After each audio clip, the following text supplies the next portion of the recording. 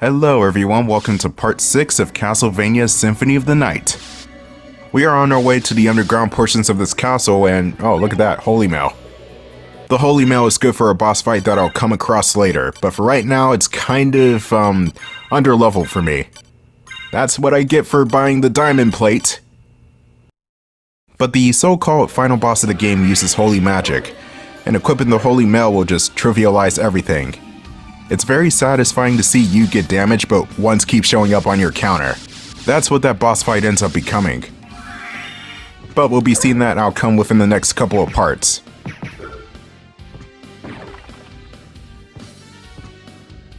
A bit of a fast forward later and I'm back in the Marble Gallery section. This is the only way to get down to the underground caverns, but it involves unlocking a couple of doors first.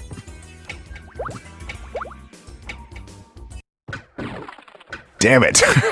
You're telling me I didn't clear that? Oh well, Pooch power to the rescue! I don't think it's ever explained how Alucard knows how to shapeshift into a dog. I mean, a bat, understandable, he's a vampire, but a dog and then a cloud of mist? I guess the mist makes sense too if he's caught in sunlight and he vaporizes? I don't know. There are a lot of stupid rules and weaknesses that just flat out make no sense, like water. How does water hurt vampires? Anyway, that's a tangent for another time. You saw that pink door on the floor? Or you're gonna have to go through this blue glowing door in order to open it. There is another drop-down section that may look like a second entry to the underground caverns, but no, it's just a secret room. A very good secret room because it has a library card, and it helps to get the good ending, but still.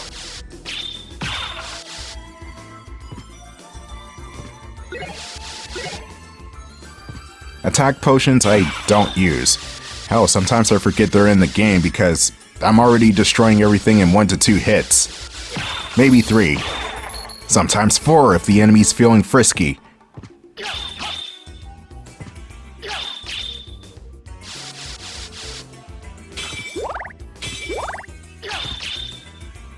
I'm swiping every wall I see just in case it breaks and reveals a secret. That's a formula that Circle of the Moon takes and just runs with. I swear, every 5th wall you'll see is like a secret entrance or some power-up or something. Good job, Bat. Why do I still have this thing on? I guess I forgot what's still on, but I do change the familiars later on in this episode.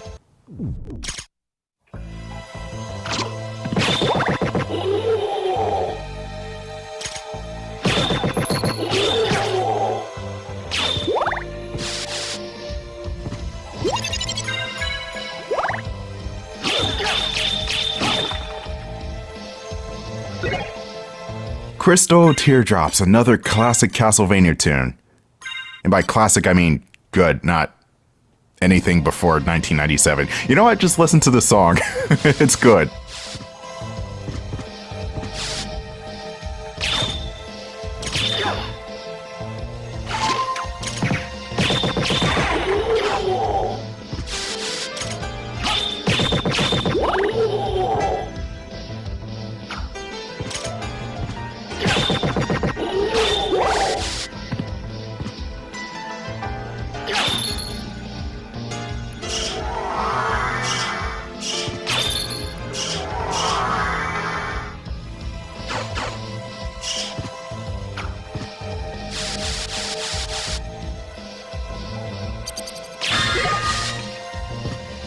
Such a brilliant soundtrack. Is it my favorite in the series?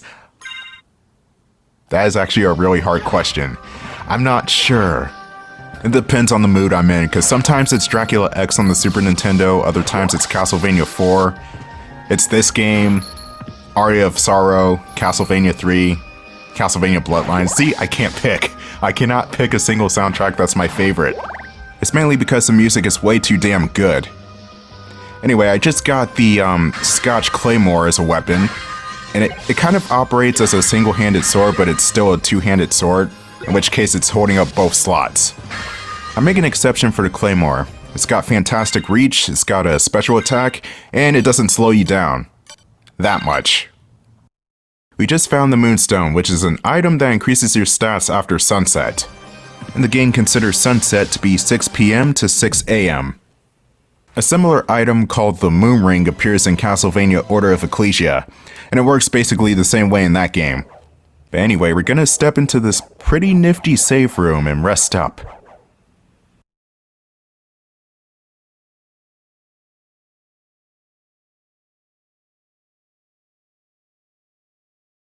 Mother! Alucard, is that you? I'm coming, Mother! I'll save you! No, Alucard! Stay away! Mother! It's all right. If my death can save others, I gladly surrender my life. No! I won't let this happen! It's too late. Just stay with me. Hear my last words to you.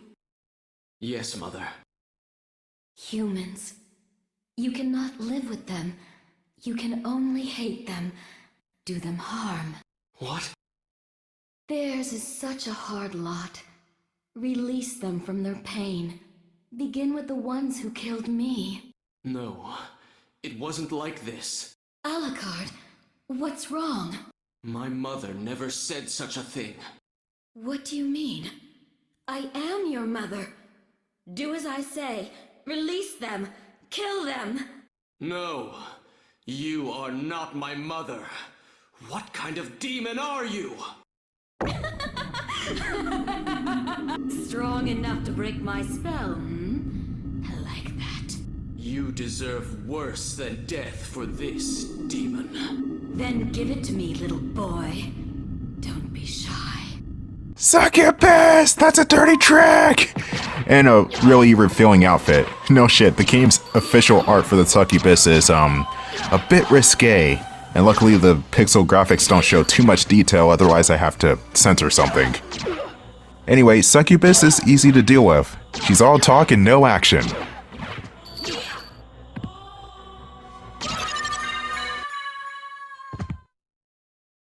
Darkling, I smell your blood, your hunger.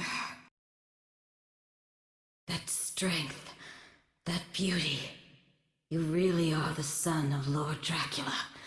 Death in the dream world will set your soul wandering for eternity, demon. Wait! I beg of you! It's definitely a more appropriate scream than the original version. The original version was definitely awkward. Not awkwardly bad, awkwardly, let me turn this down before somebody walks in the room. No, I'm not watching porn, I just defeated a sex demon. Oh, okay. Wait, what? Anyway, I got the gold ring. It's an item that will come in handy later on in the playthrough. It's more of a plot device than an actual weapon, or item. If you read the description on the menu, it says, wear clock. Okay, apparently I'm Flavor Flav now. No, it's cryptic reading. Once you get the other ring, then that's when everything starts to make sense. Symphony is no stranger to being confusing sometimes, but it's still no Simon's Quest though. Okay, I got a real question. Do you consider Simon's Quest a Metroidvania? I would say yes and no. Mainly because the structure of that game feels way more obtuse. The areas are not clearly denoted for one thing, and there's also that general feeling of getting lost.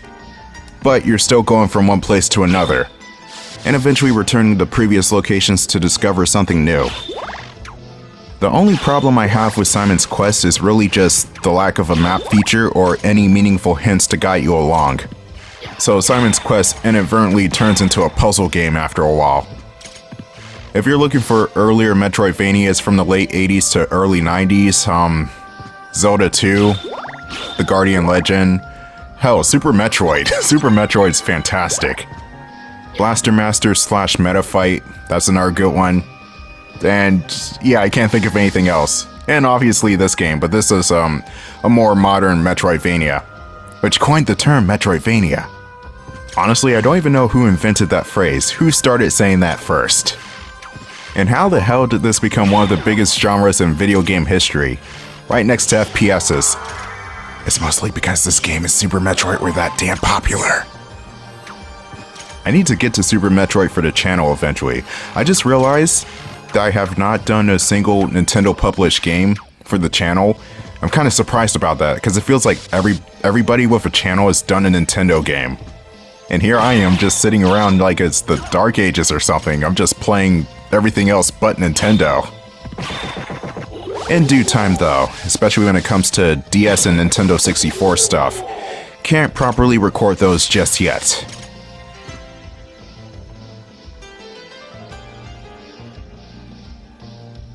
Oh, my legs. Oh, wait, I'm voiced by Spider-Man.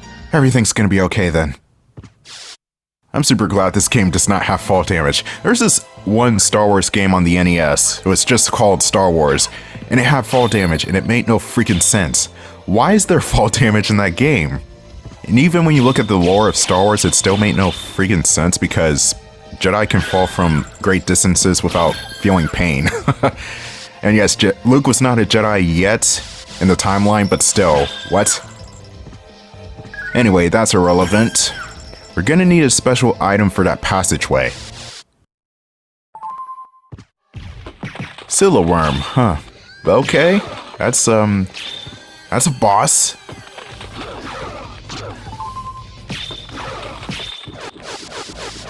That was easy, maybe a little too easy. It's not over yet. The room will start to flood, and since Alucard has vampire blood, he will slowly take damage if he touches water. You have to quickly run through and fly up a hole in the ceiling. That's where the true boss is located. Here's the true boss of the cavern, Scylla herself. The boss is insanely weak, but she does have a good amount of attacks that do a damn good job of keeping Alucard away from her.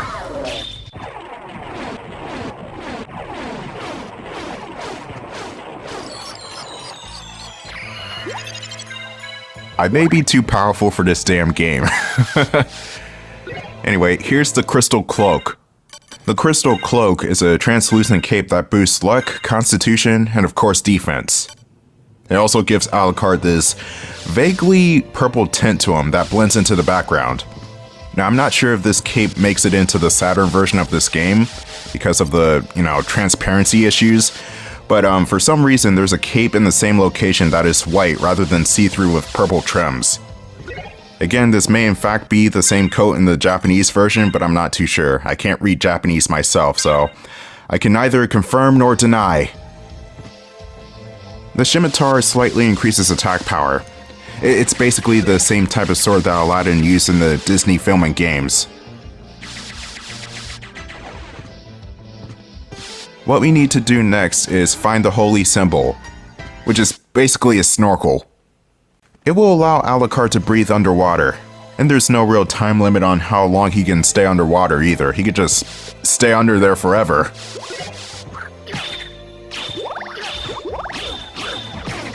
I'm gonna push this box up against that wall and see what happens. Crap, crap, crap, crap! What deranged psychopath put us here? That's a really unfortunate fate. And also, how did they get out of there? Are they just stuck in there for eternity?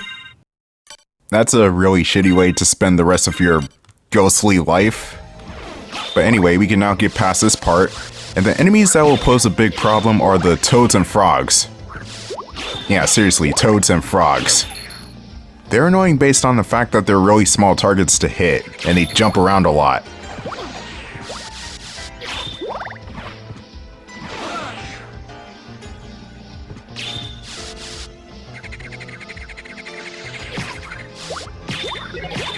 It looks like we picked up a knuckle duster. It's another fist-type weapon. It does pretty heavy damage up close and personal, but I have better weapons to work with. The pentagram, it's kind of like a screen nuke. It does average damage to everything, but it's not that great. Anyway, we drop down this waterfall and hang right, and you'll get this item, the secret boots. This item discreetly increases height.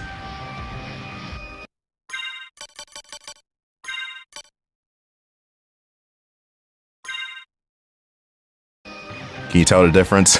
It only stretches Alucard's sprite by 1 pixel. This is absolutely the most silliest item in the game. This game is filled with silly humor like that and I love it. The official art does make it clear that Alucard's boots are high-heeled. Ooh, ice cream! Everybody loves ice cream, including vampires. But yeah, Alucard is actually rocking high heels. Makes kicking enemies in the face way more lethal that way.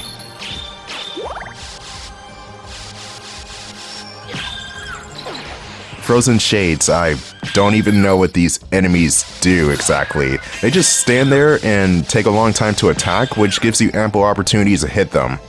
They're pretty weak, but going up here, that's going to take you back to the castle entrance.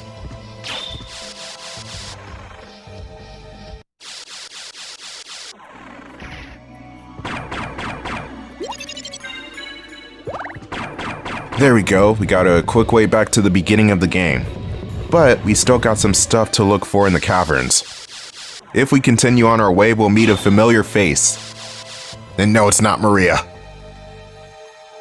Welcome aboard, O Prince. Shall I guide thee across the river? The ferryman makes a return, and his boat rides are a touch more creative than they were in Simon's Quest. There are contraptions and canes that will carry the canoe around. So this waterfall right there, yeah, there is a way to return from that, and that's through that crane thing. But the reason why we're taking this trip is so that we can get an item called the Merman statue. It will summon the ferryman to the other side of the cavern so the player can explore that area.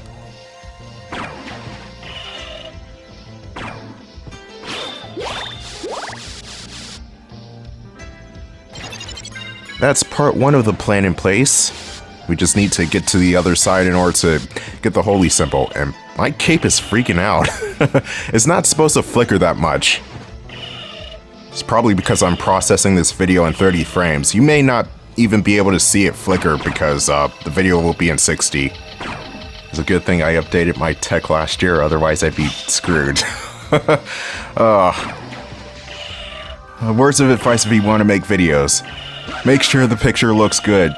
Even if it's not at a full 60 frames, make sure it's 1080p at the very least. A lot of my older videos did not look that great. There are a lot of visual hiccups. I still like some of those earlier LPs that I did, but they did not look that great. Blaster Master 03 was kind of like the worst one that it just looked like shit for some reason. I don't know why. The video quality looked like shit, not the game itself. The game was great. But for some reason, my screen recorder just started having a fit at those transdimensional levels and was just really awkward after a while. If I can redo some of those earlier LPs, I would. I would totally do that. Anyway, we press this button and then an ape skeleton will show up. He'll throw an explosive barrel which will blow up that wooden plank, and that will get you the Herald Shield, which is a pretty decent shield if I do say so myself. And now this area is going to have ape skeletons with explosive barrels. You need one of them to blow up a bridge. Frogs! Ah! And the skeleton's not here. I'm gonna have to exit the screen and come back. Just gotta get rid of all the damn amphibians though.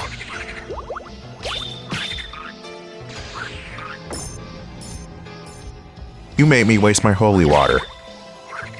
Okay, here we go. You're gonna have to drag this ape skeleton along because you do not want him to throw the... Wow, this frog is really being... There we go. You don't want him to prematurely throw the barrel. Have him be right around this distance, he'll throw it, and the bridge will explode. We get a free life up and a free heart max up, but I'm not gonna go down there just yet. I still need to get my hands on the holy symbol.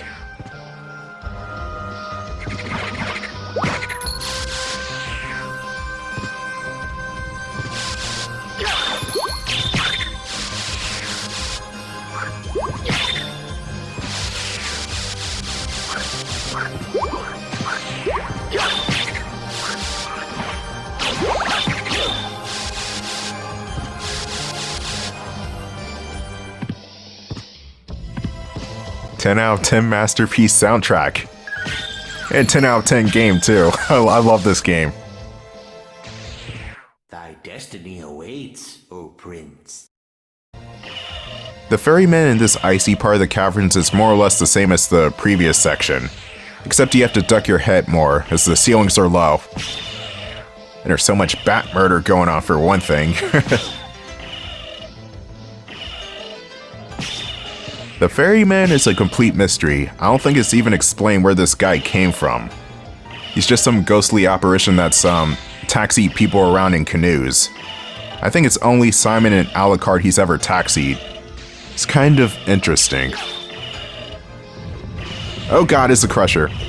I honestly thought that door would come down and crush the boat the first time I played this game. It wouldn't be the first time Castlevania's pulled some trolley bullshit. Anyway, here's the holy symbol. We can finally breathe underwater. Whenever you're playing as Richter or Maria, though, they don't need this item. They could just breathe underwater naturally. I just meet you on the other side. It's a foot race. There's going to be a bunch of stuff underwater, and they'll also help you towards map completion. In the next episode, we're going to explore more of the underground section. I'll see you in part 7.